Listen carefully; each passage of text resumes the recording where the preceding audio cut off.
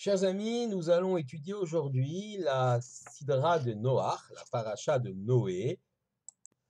Paracha très célèbre puisqu'elle raconte comment un homme, Noach, entouré de sa famille, son épouse Naama, ses trois enfants Shem, Ham et Japhet, ont sauvé l'ensemble des espèces animales et également l'humanité par le biais de leur famille de ce déluge, en hébreu le Maboul, et effectivement a permis donc de relancer l'histoire de l'humanité et l'histoire des êtres vivants. Premier point, il nous faut examiner les raisons pour lesquelles l'Éternel a plongé le monde dans ce catastrophe, ce cataclysme, ce raz-de-marée géant, ce Maboul. Et pour cela, nous allons examiner le texte. Le texte s'exprime de la façon suivante. Vati shachet haaretz lifnei Elohim, vati malé haaretz Hamas. Le monde s'est corrompu de devant l'Éternel et le monde s'est rempli d'iniquité. On peut traduire le terme Hamas par le terme violence. En effet, l'univers auquel Noach est confronté avec sa famille est un univers terrible, basé sur un individualisme terrible, dans lequel chaque être humain se croit autorisé d'utiliser toutes les violences possibles afin d'assouvir ses besoins, afin de réaliser ses désirs. C'est une société individualiste au sens fort du terme. L'homme veut posséder les objets de son prochain, la femme de son prochain ou les femmes de son prochain, pourquoi pas, et va mettre tout en œuvre au mépris même de la vie de son prochain pour pouvoir obtenir ce qu'il souhaite. C'est la raison pour laquelle une telle société, où chacun vit pour soi, où chacun est prêt à détruire l'autre, pourvu que cela aille dans son sens et que cela va permettre de réaliser ce que lui souhaite ou lui désire, eh bien cette société-là ne peut aller de l'avant. On ne peut construire, il ne peut y avoir de dénominateur commun entre les hommes, et cette société, cette première humanité, est donc vouée à l'échec. L'Éternel va la détruire. Noach lui-même, Noach est qualifié effectivement de juste, de tzaddik. Ish tzaddik aya tamim bedorotav, c'était un homme juste, entier dans sa génération. Et là-dessus, Rashi nous rapporte une discussion, une marque. Je lis le Rashi. Mirabotenu darshimoto lishvach, certains de nos rabbins interprètent cette phrase, ce pasouk, dans un sens louable pour Noach. Et Kol Sheken Shiloaya Bedor Tzadikim Aya Tzadik Yoter, à plus forte raison, s'il avait vécu dans une génération de justes, il aurait été encore plus juste. En effet, on peut comprendre l'épreuve de cet homme-là isolé, de cette famille isolée, à travers un univers de violence, de destruction, où seul compte l'assouvissement de sa propre volonté, au mépris de l'existence même d'autrui. Et donc, il est difficile pour Noach d'être tzaddik. C'est donc une épreuve, et on va considérer qu'effectivement, c'est un juste dans sa génération parce qu'il est tout à fait, il sait résister aux tentations de cette génération-là. Mais Yesh Dorshim Oto Lignai, il y a des rabbins qui par contre interprètent ce juste parmi dans sa génération comme quelque chose de plutôt dégradant par rapport à Noach. Le fit chez pourquoi? Le fit chez Doro Aya, donc parce que sa génération, lui, n'était pas le fils d'Oro, d'après sa génération, pardon, il était un sadique, il était injuste. Velou Doro chez l'Avraham, mais il avait vécu à la génération d'Avraham, eh bien, Loaya Nershav le Kloum, on l'aurait considéré comme rien du tout. En d'autres termes, Noach est un tzaddik relatif. Évidemment, en le comparant aux gens de sa génération extrêmement pervers, eh bien, il apparaît comme juste. Mais s'il avait vécu à la génération d'Abraham, il aurait été un Benoni, c'est-à-dire un homme convenable, sans plus.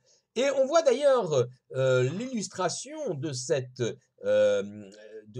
qualité relative de juste de Noach dans la réaction qu'il va avoir lorsque Dieu va lui annoncer qu'il va détruire le monde. Dieu dit à Noach, je vais amener un déluge d'eau sur la terre, les shachet kol basar, pour détruire toute créature, asher bo ruach hayim, qui a un souffle de vie, mitachat hashamayim, sous le ciel. Kol asher ba'aretz yigva, tout ce qui est dans le monde va agoniser. Et Noach ne réagit pas. Il obéit à l'ordre divin, bien sûr. Il construit cette arche pour emporter toutes les espèces animales, mais ne va pas du tout plaider le sauvetage de gens de sa génération.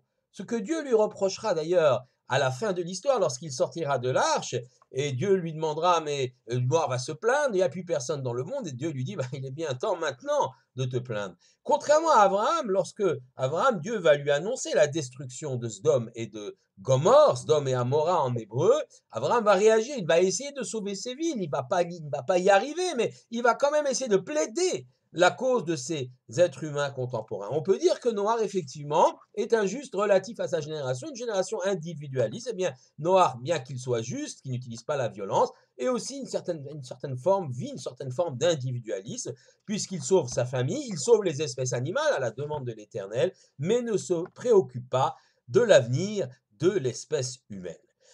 La vie à bord de l'arche de Noé est extraordinaire. On peut imaginer cet homme qui va nourrir tous ces animaux, comprend évidemment aussi l'importance de la biodiversité. C'est quelque chose de tout à fait contemporain aujourd'hui, la préservation de la biodiversité. C'est la mission que Noach s'est donnée, ou a reçue, pardon, de l'Éternel, préserver l'ensemble des espèces animales afin que le monde vivant puisse repartir après ce déluge. Petite anecdote quand même, petit passage intéressant, c'est lorsque Dieu ordonne à Noach de construire cette arche, il dit Tsoar ta'aseh la teva. Tu feras un tsoar à la teva, c'est-à-dire une source de lumière. Et intéressant de comprendre ce que veut dire ce mot tsoar, source de lumière. Et là encore, Rashi nous rapporte une discussion sur l'identification de ce tsoar, de cette source de lumière. Yesh omrim chalon, certains disent que c'est une fenêtre, donc laissant passer la clarté du soleil, du jour, et d'autres disent, yesh omrim, et d'autres disent, even tuva, ameira lahem, c'était une sorte de grosse pierre précieuse, espèce de saphir lumineux. On n'avait pas encore inventé l'électricité, mais peut-être y avait-il quelques phénomènes chimiques qui permettaient donc d'éclairer l'arche à l'intérieur, et donc d'ailleurs l'intensité baissait durant la nuit. Alors, de façon allégorique, on peut imaginer que ces deux sources de lumière représentent pour nous deux sources de lumière, puisque la lumière est la connaissance, la sagesse.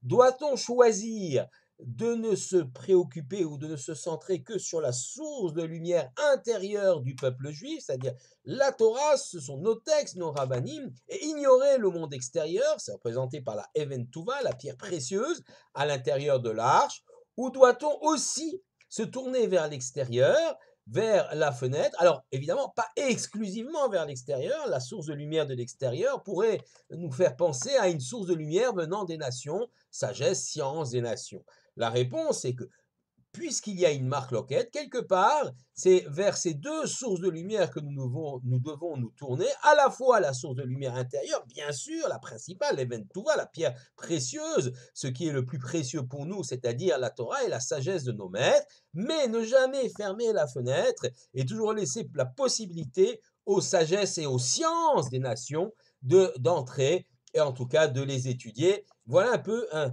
enseignement que l'on peut tirer de cette fenêtre qui est également une pierre précieuse, ce tsoar qu'on trouve au début de notre sidra. Mais je voudrais revenir au cœur même de cette sidra, et notamment aux deux échecs de l'humanité. Le premier échec, nous l'avons vu, c'est l'échec de l'humanité violente, individualiste, qui écrase, annihile même l'existence d'autrui pour pouvoir assouvir ses propres désirs, ses propres besoins, son besoin de puissance, de conquête, de je ne sais quoi. Mais il y a un deuxième épisode beaucoup plus court à la fin de la Sidra, c'est celui de la tour de Babel. Épisode bien curieux que je m'en vais vous raconter maintenant.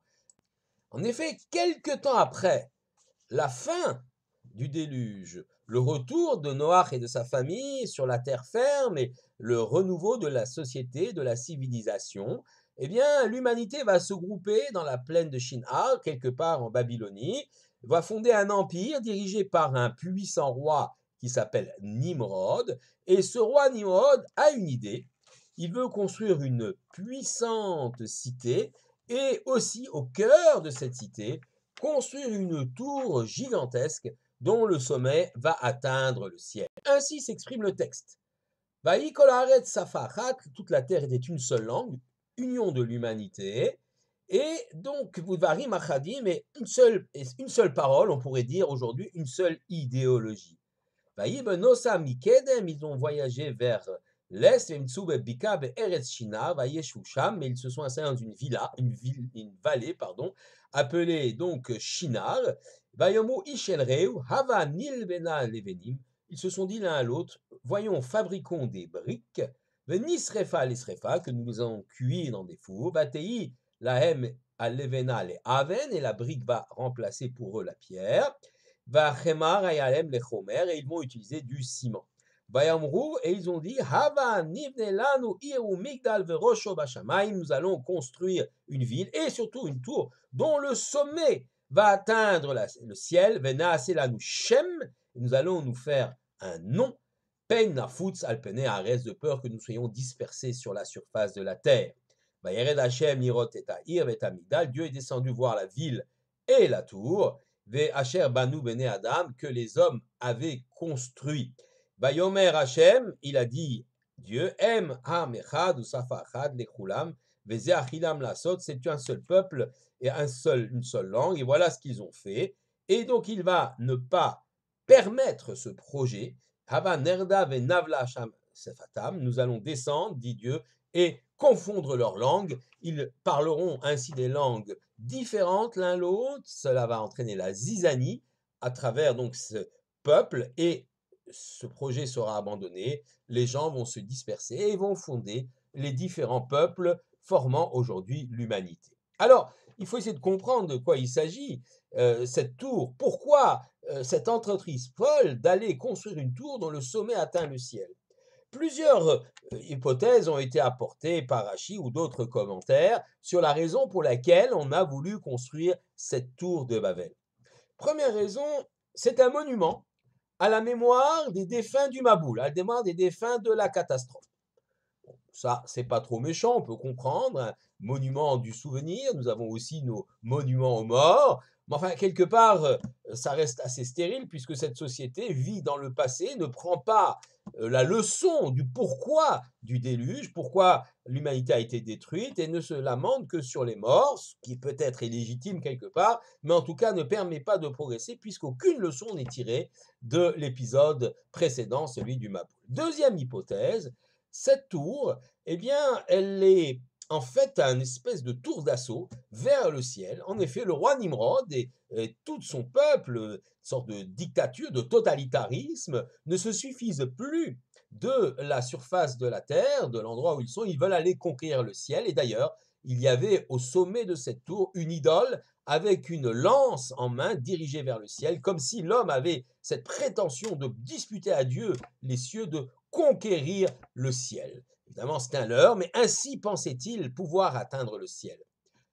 Enfin, troisième idée, celle que pourrait qualifier des savants fous, les astrologues et les savants de Babylone, de Nimrod, ont calculé qu'une fois tous les 1756 ans, eh bien, le ciel se met en mouvement, le ciel s'effondre, ça a été le cas pour le déluge, et ce calcul savant, effectivement, permet pour eux d'avoir des prévisions.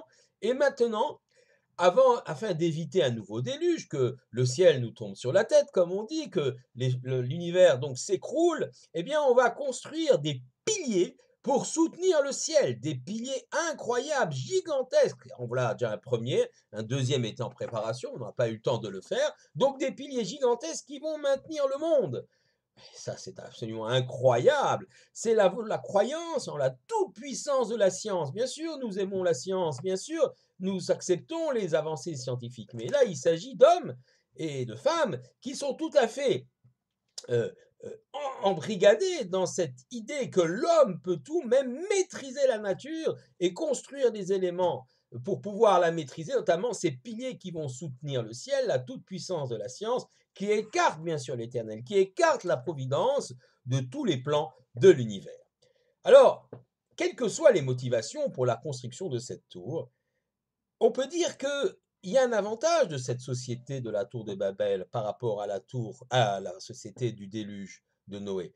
C'est qu'il y a une union entre les hommes. Il n'y a pas d'individualisme. Au contraire, c'est ici le collectivisme qui préside. Un collectivisme qui est terrible, qui va jusqu'au fanatisme, puisque le Midrash nous raconte qu'il y avait deux escaliers pour monter au sommet de la tour.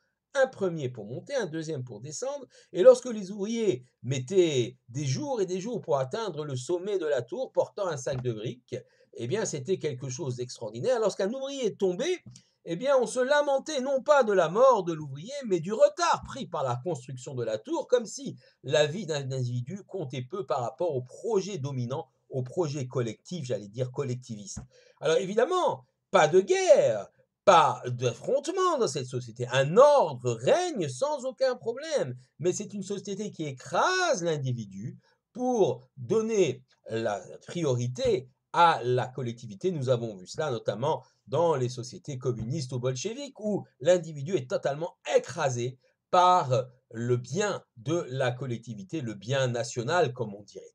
Eh bien, cette société-là de la tour de Babel est aussi condamnée à disparaître et l'Éternel va y introduire le pluralisme, la diversité, dans le pluralisme et la diversité des langues. En effet, lorsque les gens parlent des langues différentes, ils réfléchissent différemment puisque nous pensons dans une langue, nous réfléchissons dans une langue, et cela crée une diversité dans l'humanité, un pluralisme dans l'humanité qui va être véritablement salvateur de cette humanité. Alors, les gens ne seront pas détruits, il n'y aura pas une extermination de cette génération, mais simplement une dispersion, car au moins cette génération avait des règles, même si elles étaient terribles, et ne sombrait pas dans un individualisme forcené.